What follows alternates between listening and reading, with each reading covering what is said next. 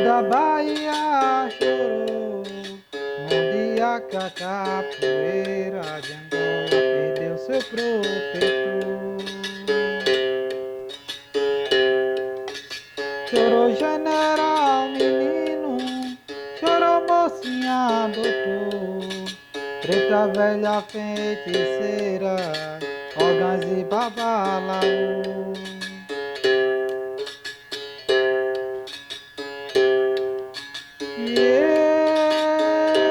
Vai lá, menino, mostra o que o mestre ensinou.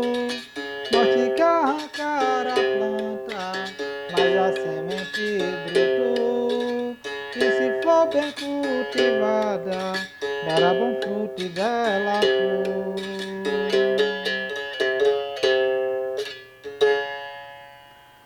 Olá, para quem não me conhece, me chamo Clenilson Gomes.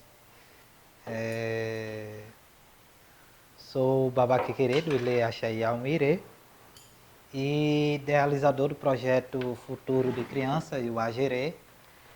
E para quem não assistiu ou acompanhou o vídeo passado, volta lá um pouquinho, né, e entra no nosso canal e nas páginas do terreiro, nos meus canais pessoais, né?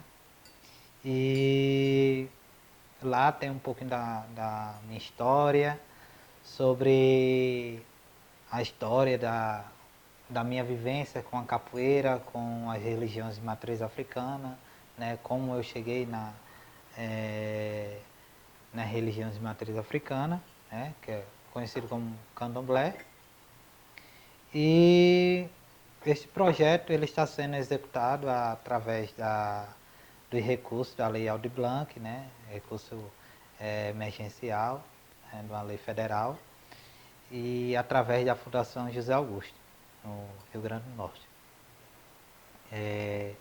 Esse projeto ele vem com o objetivo de difundir mais as tradições, né, alimentares da nossa cultura, né, dos povos de terreiro, né, promover o ensino de algumas receitas, algumas histórias de alimentos, os modos de preparos, assim como suas relações tradicionais, ancestrais alimentares, né, do povo de terreiro. Né? O nome do nosso projeto chama Alimentação Ancestral do Povo de Terreiro. E eu vou contar assim um pouquinho, né? Até no primeiro vídeo eu citei uma passagem, né, minha, pessoal, a qual hoje podemos dizer que eu tento resgatar um pouquinho do que eu passei, né, na minha infância, né, e estou plantando essa semente, né, nos pequenos que hoje se encontram na casa, alguns filhos, e que mantenham, né, preserve nossa tradição, né. Citei até um trecho sobre o quebra-queixo, né, que me faz relembrar, né, me faz voltar a um tempo, né, a um tempo a uma história que eu vivi, né, e pratico nos dias de hoje. Né. E assim é a alimentação ancestral do povo de terreiro. É um resgate, uma história, né, vivida, né, no tempo que nossos orixás, né, nossas divindades, elas teve sua passagem humana na Terra, né, no mundo, no Aiê, né, e alguns elementos, alguns hábitos, eles se perpetuaram depois que foram divinizados, né? Se tornaram orixá, né? De fato, divindades, né? Partículas da natureza, né? Partículas emanadas de Deus, né? A terra, né? É o vento, é a água, é o fogo, é a terra. São esses elementos que nós cultuamos, né? E através desses elementos, a terra, né, é muito ligada a nosso pai Obaluayê, né, a Ossan, né, e vem a agricultura, aí vem que está correlacionada ao Oxóssi, a algumas ferramentas, né, que as ferramentas agrícolas, e vem o seu cultivo, vem o plantio, vem a colheita, vem a pesca, né, tudo isso relacionado à, à alimentação, né, ancestral. Né. E, e um dos estudos nossos para desenvolvimento desse nosso projeto foi de uma pesquisadora, a Janaína Leite, ao qual ela diz, né, que comer é se relacionar. Né? E na maioria das religiões existem regras quanto a hábitos alimentares dos adeptos sobre o que comer e o que não comer, quando, onde e como comer. Esse é um dos nossos segmentos, né? E mediante esse período, né, em que mundialmente estamos vivendo, né, sobre a pandemia, em relação à pandemia, alguns dos nossos hábitos e nossas práticas, elas sofreram algumas adaptações, né, algumas alterações, ao qual nós tivemos que nos adaptar à nossa realidade, né, porque no terreiro de Candomblé sempre há o envolvimento, né, aquela aglomeração de pessoas, né, aquele contato físico, o abraço, né, o beijar as mãos dos nossos mais velhos, bater cabeça no chão. E algum desses costumes tivemos que nos adequar a este momento. Né? E, e também em respeito, né, aos nossos mais velhos e preservar a vida deles, né, principalmente os nossos mais velhos, porque a base da nossa cultura, da nossa religiosidade, são os nossos mais velhos. Os nossos mais velhos são como um livro sagrado. Né? A nossa religião é toda através da oratória, né, da oralidade. Né? Tudo é passado sempre do mais velho para o mais novo. E assim vai se perpetuando a nossa cultura, a nossa tradição. E um dos trechos que a pesquisadora, também Janaína Leite, ela retrata, né, é que para que a prática do candomblé ela é toda baseada em comidas. O alimento é a base do ritual, da oferenda que fazemos aos orixás, às outras entidades, com as coisas que nós comemos. Nos templos e terreiros de candomblé existe uma rica gama de receitas, muito relacionada à gastronomia brasileira, né? Que uma delas é o acarajé. O acarajé, ele rompeu as paredes dos terreiros, né? Ele conseguiu chegar a, na sociedade de uma forma comercial, né? E eu vou aqui relatar um trecho que foi um ensinamento, um grande ensinamento, um grande aprendizado, né, com um mais velho meu, um tio da minha família, Roberto Chacha, do Terreiro de Jagum, São Paulo. E ele me passou essa, essa vivência que ele teve, né? E essas histórias que muitos se contam, né? Que no terreiro de Jeje, né? Essa prática de venda de acarajé, de alguns temperos, de, do vatapá, essas comidas que está relacionada, né, com as tradições de matriz africana, o Vodun, né, que é o orixá no segmento Jeje, ele é quem dizia como a Vodunce, né, um noviço, que pretendia se iniciar no culto, né, no segmento.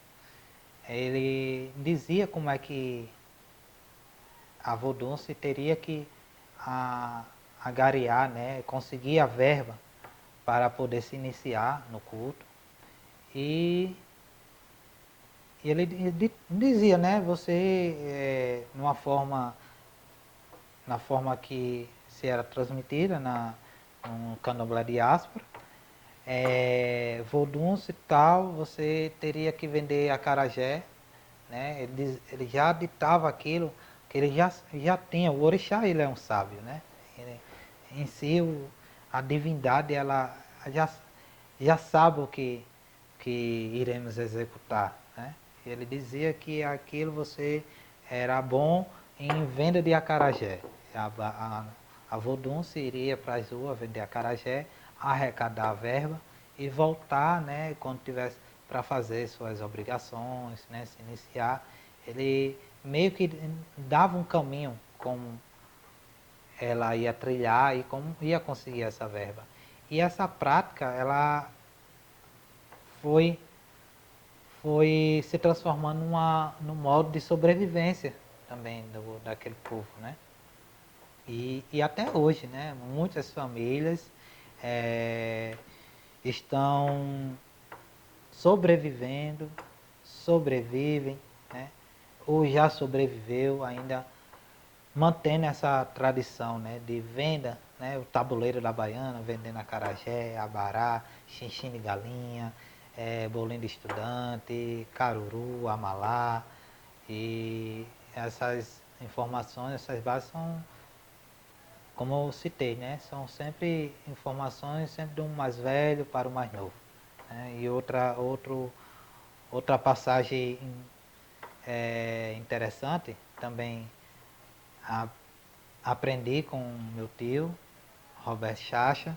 Ele falou de uma passagem, né, do pai baiano, né, Valdomiro Baiano, como muitos conhecem, do Parque Fluminense, uma história bem antiga, né, que Mãe Ruió, do terreiro do Bogum, Candomblé Jeje, ela fornecia fatos, né, vísceras de boi, de animal, né, e ele colocava em uma gamela, né,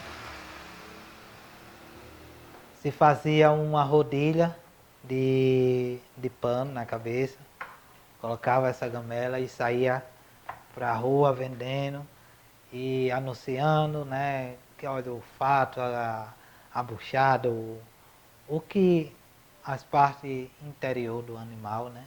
E saía vendendo e voltava com o seu trocado, com o trocado de mãe Ruió, né? E essa prática ele foi por muitos e muitos, muitos anos, né? Como eu digo, né? A alimentação, né? O alimento, ele sai dentro do terreiro e ganha o mundo afora, né? De uma forma comercial, né? E interessante que muitos, até uma fase da vida, né?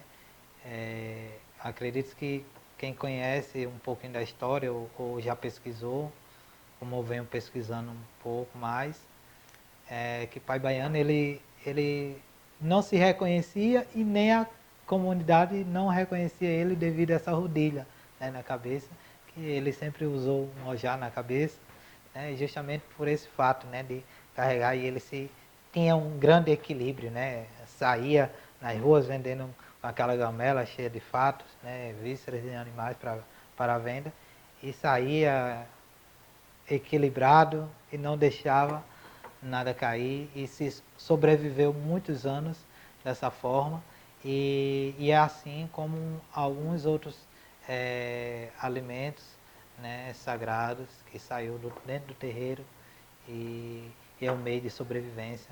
Tem muitos praticantes do candomblé, inclusive muitos que não são adeptos também da nossa religião.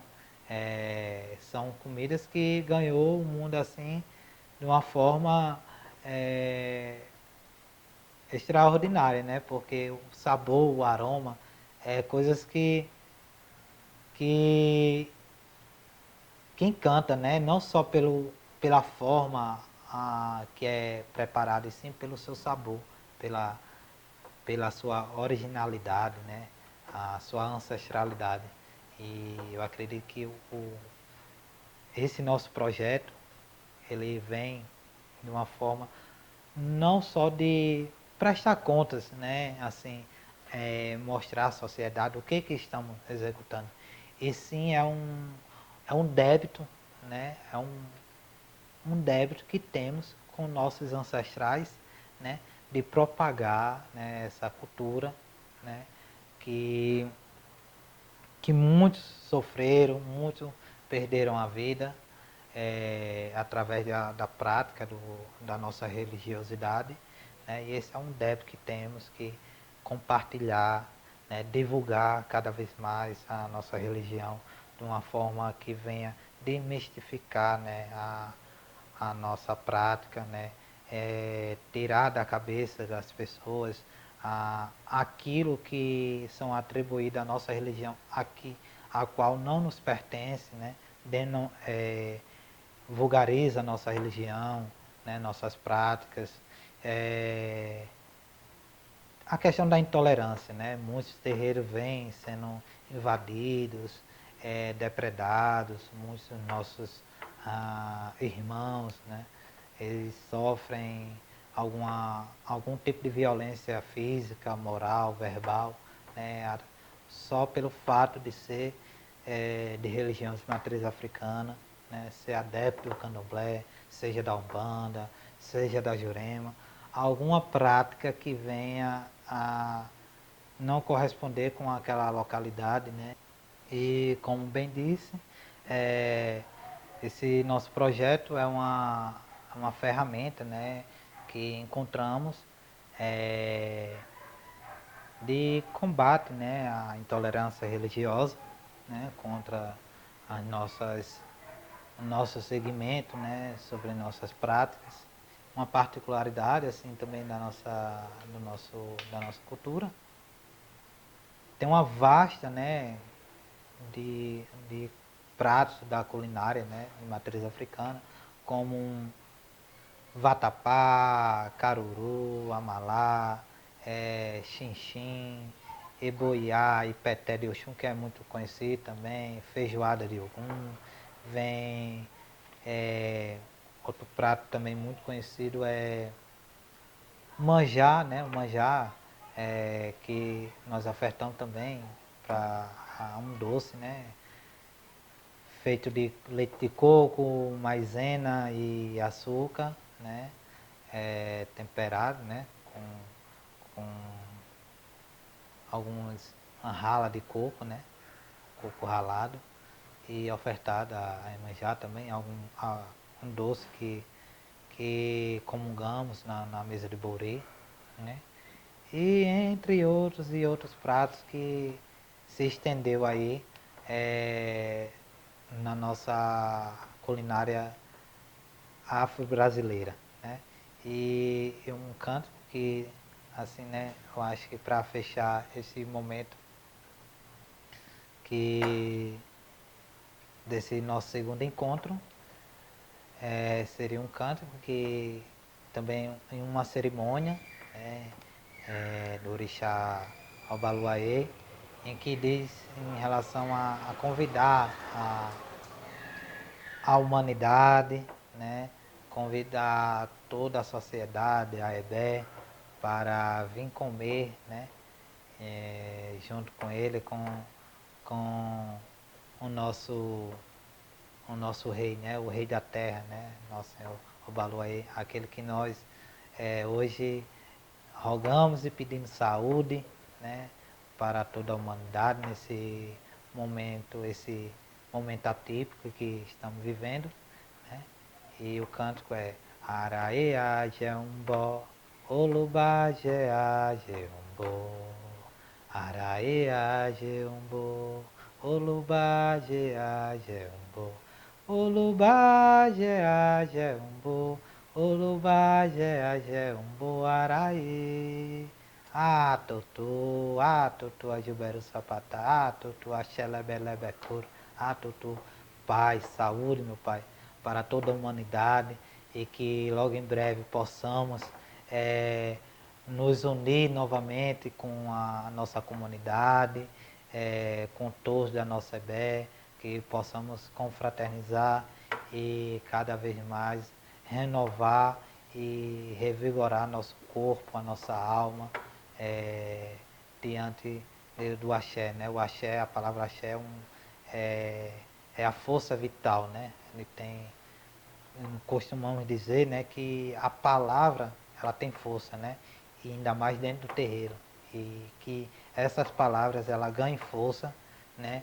Ela chegue a tocar no coração de cada um que está aqui nos acompanhando e que fique em casa, esse momento de reclusão, acompanhe nossos projetos, acompanhe vários e outros projetos que vêm acontecendo, né, nesse período e que no nosso terceiro encontro, né, iremos pôr em prática tudo aquilo que eu vim falando, né, nesses encontros, nesse primeiro e segundo encontro. E em seguida agora vamos só pôr em prática um pouquinho sobre alguns dos temperos que fazemos, né, um modo bem tradicional, né, no terreiro, que é a questão da seca do camarão seco, né, do camarão. O camarão ele é um dos principais ingredientes que usamos na nossa culinária, né, de matriz africana. E o amendoim também, ele compõe alguns pratos, né, como o vatapá, como o caruru, e alguns pratos também litúrgicos, né, do orixá Ossanhe, ou o Xumaré. Ficamos hoje por aqui, nos acompanhe e até breve. Com grande satisfação que vamos apresentar a vocês. Vamos primeiro fazer um modo tradicional de seca do camarão. Nós compramos o camarão fresco, mas nós secamos ele aqui dentro do terreiro, certo? Depois vamos torrar o amendoim, né? Agora vamos lavar o camarão, certo? Para tirar todo o resíduo ou sujeira que porventura venha dentro do camarão. E para depois colocarmos no fogo.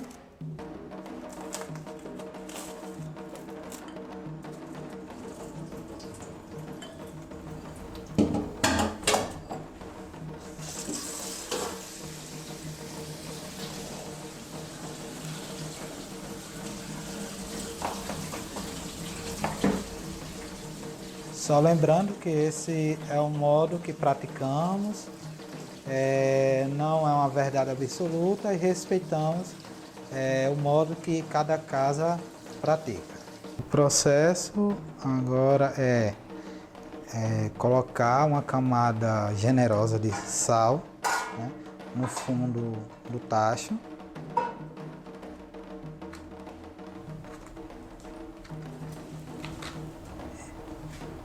Lembrando que não precisa colocar água, porque o próprio camarão ele vai soltar água, certo? E 1 quilo de camarão.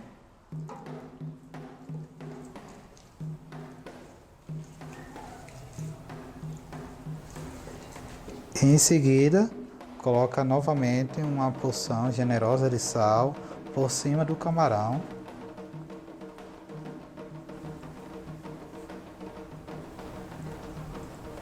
E deixa ele aproximadamente uns 40 minutos, e sempre observando o momento de seca da água do camarão.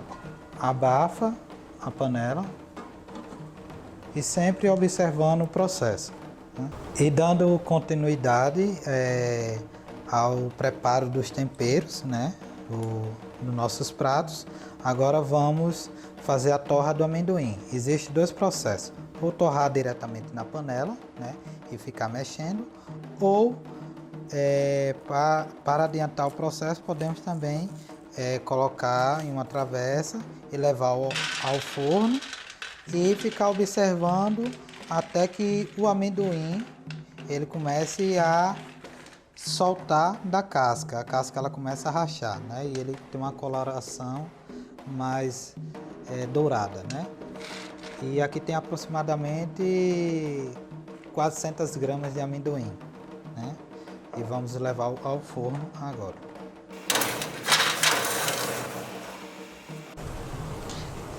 Enquanto o nosso camarão ainda ele se encontra aqui no fogo, certo? Ele vai soltar ainda toda essa água, como vocês estão vendo. Ele vai secar e o processo dele é bem demorado, né?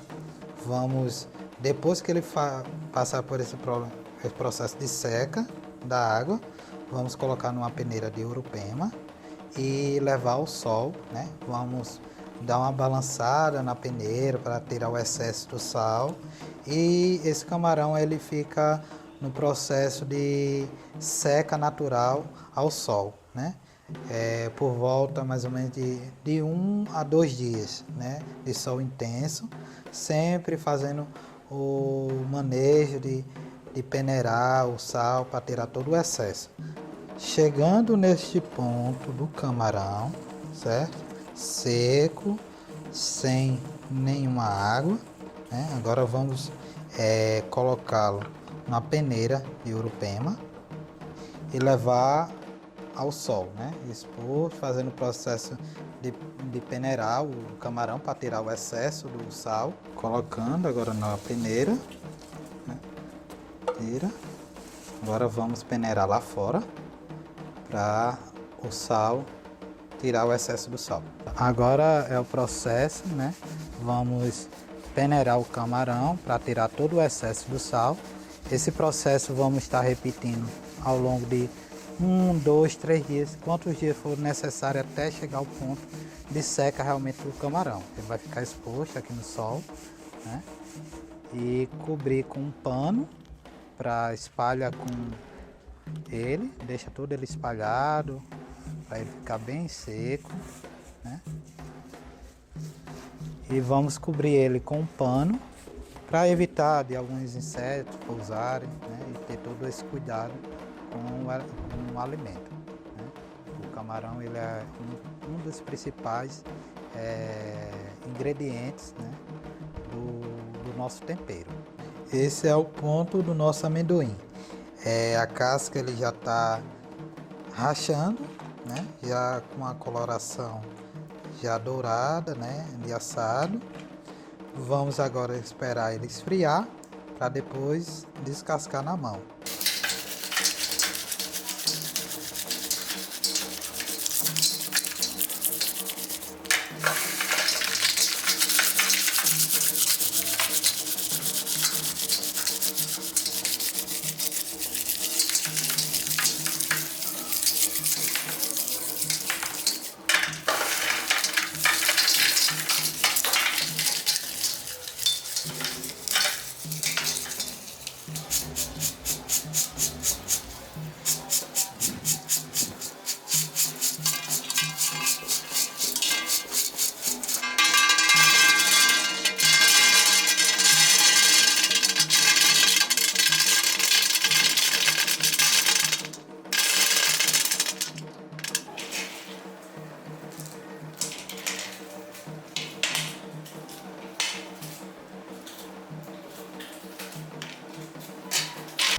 E por hoje ficamos por aqui e continuaremos na próxima videoaula.